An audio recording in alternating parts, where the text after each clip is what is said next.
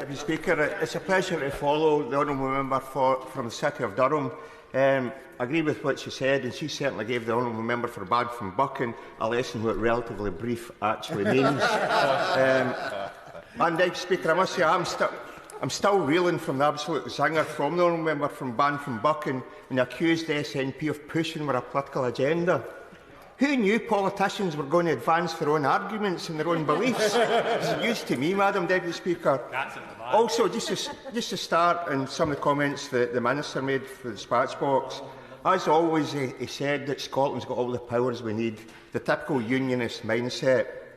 But I want to ask him, because he never can explain to me, why has Northern Ireland got powers over energy, pensions, civil service and welfare state? But Scotland is somehow blocked from having these powers. Why is that? Why hasn't Scotland got better borrowing powers? There's no way we've got the powers we need, and it's a weak unionist argument. And, I mean, you can explain it to me. No.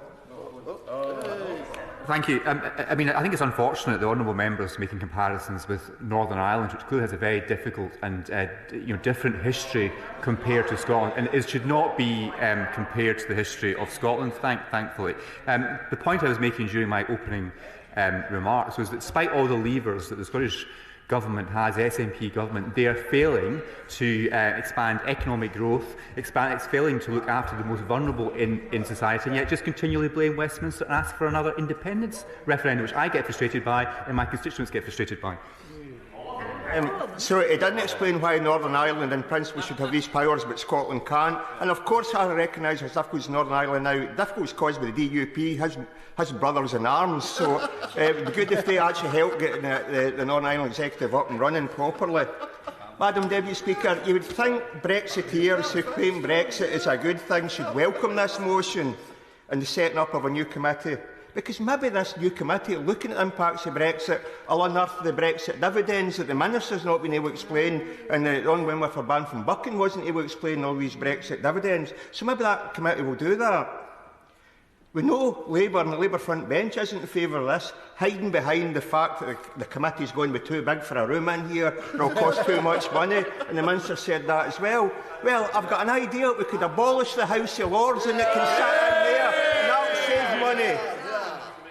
And as for this about the mission about the Education Committee, maybe we should actually accept members from the Education Committee on it. And they could have brought forward an amendment, because that would allow a greater insight to the impact on higher education in Scotland, the impact of the Tories' student visa rules, and the impact that not been in Horizon for 2 years. So some members of the Education Committee might actually have been quite helpful. But anyway, in terms of Labour, obviously they don't want this because it's going to expose their mantra of making Brexit work, where they're saying that without intending rejoining the internal market, the customs union, or restoring free movement of people. So it's a vacuous statement they make. Because Labour's position with the Tories means continuing labour shortages in the health and social care sector. It means crops continuing to be left unpicked, and the homegrown food stock is actually going to shrink because farmers are clearly going to plant less going forward. It means continuing rules of origin issues that are affecting manufacturing and the automotive industry, and it's going to mean food prices further increasing given the imminent checks that are going to be made in incoming food imports. Now, to quote Shane Brennan, the director of the Cold Chain Federation, he said, "It's crazy that 1 week the government is holding a crisis meeting in Downing Street to discuss out-of-control food inflation, and then the next week it's willing to nod through a multi-million new import tax on EU food imports." And meanwhile, despite what was said from the benches opposite, farmers going forward have to compete with the Australian and New Zealand lamb exports or imports coming in here, thanks to the deal that the former DEFRA Secretary himself said was an absolute duff deal pushed through by the former Prime Minister. Now, the biggest issue, Madam Deputy Speaker, actually, when looking at Brexit and the Tory government policies combined that's created this cost of living crisis, there's too many aspects to actually quantify and discuss.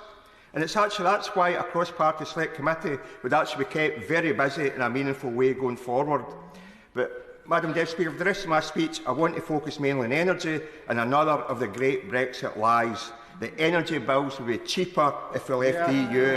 Now, that one is aged as well as Scotland been told in 2014 that our energy bills could only remain as they were or lower by staying in the UK.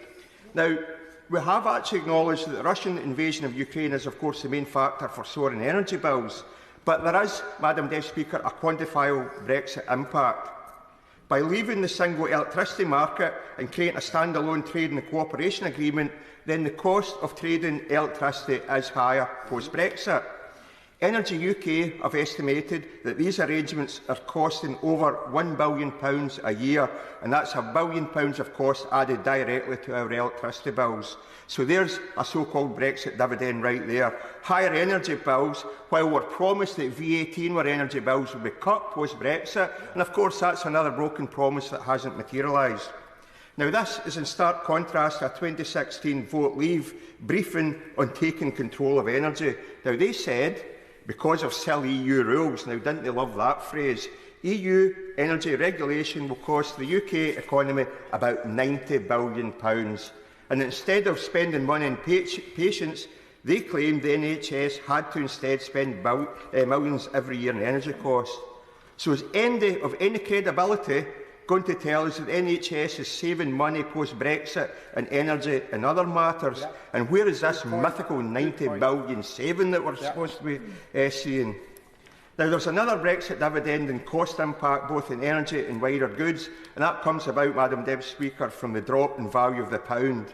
So this means higher costs in imported goods, and the fact that oil and gas is traded in dollars means that's another financial hit for the UK. And then we look at what the EU is doing at the moment in terms of energy. They're moving much quicker to decouple gas and electricity prices to bring down the cost of electricity, and they're also taking much stronger action to try and combat the Inflation Reduction Act that has been implemented in the United States. And what do we hear here from the Energy Secretary yet again? Oh, everybody else is 10 years behind the UK. We don't need to do anything because the US is playing catch-up. Well, the reality is investors are looking at moving elsewhere, and if the government's not going to do anything about it, that's going to have another further long-term impact on the green transition. Now, the UK, they do argue that, back to that, they argue about they've led the way in terms of renewable energy. They have been a leading light at some points in the deployment of renewable energy. But the reality is there's been so much missed opportunity in supply chain development. We're always told, Madam Deputy Speaker, it was the EU that prevented the CFD auctions from incentivising UK or local content in terms of supply chain. And that, Madam Deputy Speaker, is frankly utter rubbish. Now, over the years, their narrative was always that EU procurement rules meant lowest price only. They did say that people have said other countries didn't stick to the rules, but the good old Brits did stick to the rules, and that hampered us. That's the same Leavers who now want to break international treaties, by the way.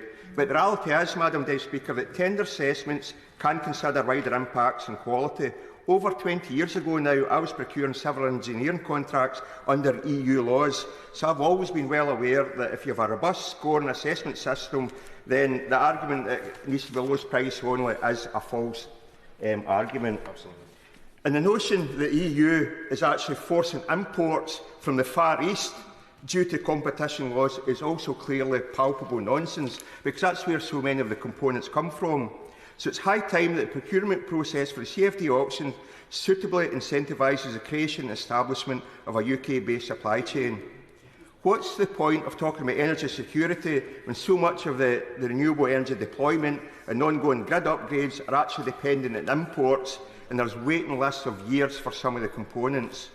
Now, the UK Government has at least finally acknowledged the need for some change in terms of supply chain development, but at the same time, they've cut the overall CFD budget for AR5 by 30% at a time of rampant inflation, and that's with projects already struggling to hit AR4 strike prices. It's further proof of saying one thing and doing another. Now, tidal steam technology needs to be backed. It's got 80% UK supply chain content, but of course the ring fencing for that has been halved. Madam Deputy Speaker, I'm getting the no. Madam Speaker, if you look at Westminster energy policies over the years, one thing I've got to say is the biggest disgrace is the lack of a sovereign wealth fund from oil and gas.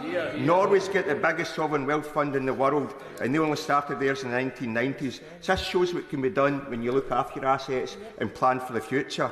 Now, when Labour came to power in 1997, oil dropped to $12 a barrel. When Labour left in 2010, it was close to $100 a barrel. Why no creation of an oil sovereign fund then? Where is the legacy of that price increase bonanza that Labour had? Completely frittered away. So it's governments of any colour down here take Scotland's assets, take Scotland's resources and fritters it away with no long-term planning. And to add insult to injury and to finish on this, we supply the energy, but yet if you stay in the Highlands and Islands, you help pay for the gas grid even though you're not generally not connected to the gas grid. You see the renewable energy going south, but you pay a supplement in your electricity bill. You're also more likely to be energy poor. It's unbelievable, and that's, Madam Deputy Speaker, that's why I'll finish up here. But our hands have been tied, we've been part of the UK. It's time we're able to make decisions for ourselves like any normal independent country. And going forward, this committee, if established, will expose that, and independence in the EU is the best way forward for Scotland.